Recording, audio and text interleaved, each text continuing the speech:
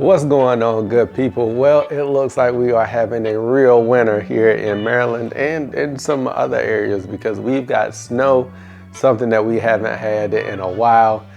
But the bad thing is once the snow started melting, I realized that my ryegrass test plot is completely ruined with brown dead patches.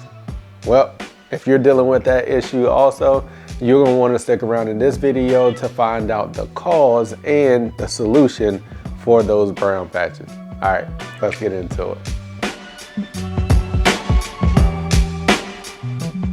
All right, I know it may look pretty bad visually with all the spots and everything in it, but it's not as bad as what you think it is. It's actually pretty common. It's actually called snow mold. There's two different types of snow mold. You've got your gray snow mold, you've got your pink snow mold. Typically, the one that occurs the most is your gray snow mold. And the reason I say it's not as bad as what it looks like is because normally it self-repairs when the spring comes, the grass starts back growing, the temperatures will warm up. It normally fills itself in and works everything out. And the reason for that is this disease only affects normally the leaf tissue. It doesn't normally kill the crown and the roots. There sometimes is some kill depending on which type of snow mold you get, but most commonly it normally self-repairs when the spring comes.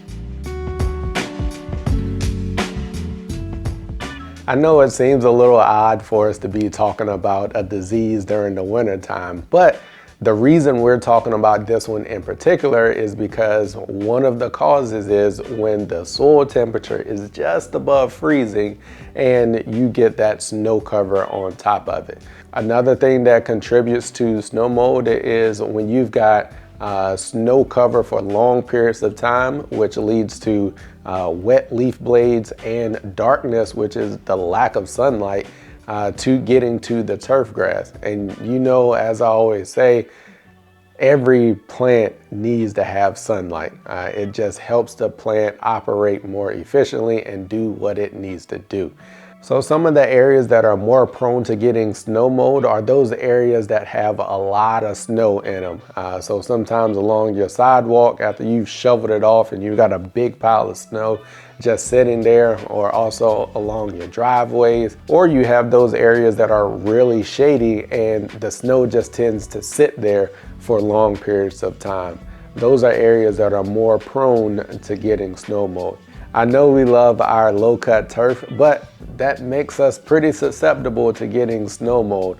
So you'll see sometimes on golf course greens, tees, and the fairways where they are experiencing snow mold if they're in the areas that have long periods of snow cover. In my particular scenario, I think there was a couple of factors that really contributed to me getting snow mold in my ryegrass test plot, and that being ryegrass. Ryegrass is one of those more susceptible grass types to getting snow mold. Not as much as the Kentucky bluegrass and also the tall fescues and fine fescues, where they're a little more resistant to getting snow mold. The next thing that I believe contributed to me getting snow mold in this test plot is the fact that it was recently seeded. So I just seeded this in the fall, and a lot of times if the plant doesn't have enough time to really mature before going into the winter, you can make it more prone to getting snow mold. But again, it's not the end of the world. And we'll get into talking about what the solution is for addressing that. So when we start talking about the solution, the first thing is to pump your brakes, hold on. Don't go grabbing your backpack sprayer and your fungicides that you've got on the cabinet right now and going outside and spraying it out. The time for doing that is in the past. Typically, you can chemically control or reduce the amount of snow mold that you get if you applied your fungicide prior to getting snow mold.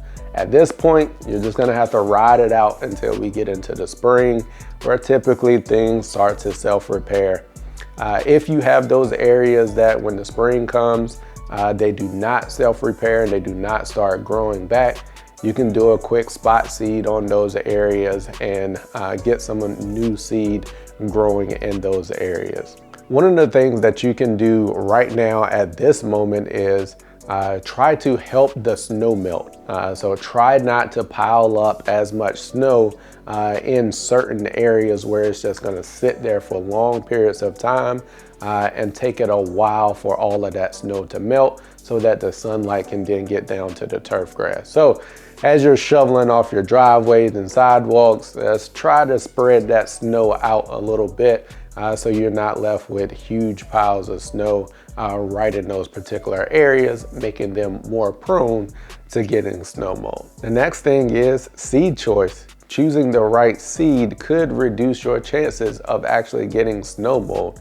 As I said, ryegrass tends to be more susceptible than your Kentucky bluegrasses and your fescues. So if you're dealing with a lot of snow mold, maybe introducing some of those less susceptible cultivars into your lawn could be beneficial in the long run. The main part of the solution with snow mold is the spring will come and help take care of this. When things start to warm up, you can get out and then take a rake and kind of fluff those matted down areas up. And when the time is right for you to get out and get a good cut on it, get some of that top layer removed, and then make sure when your grass is back actively growing, get some fertilizer down, get it fed so that turf grass can then start growing from the crowns and regenerating and filling in those areas. So as we start to talk about spring, if you're thinking about your 2025 lawn plan, hey, check out this video that I've got right here where we start to prepare and talk about some of the things that you should be looking for in preparation for your lawn. Or you can check out this long form video right here where I cover lots of information that we discussed in the live stream in preparation for your lawn season. Hey, as I always say, just know we work.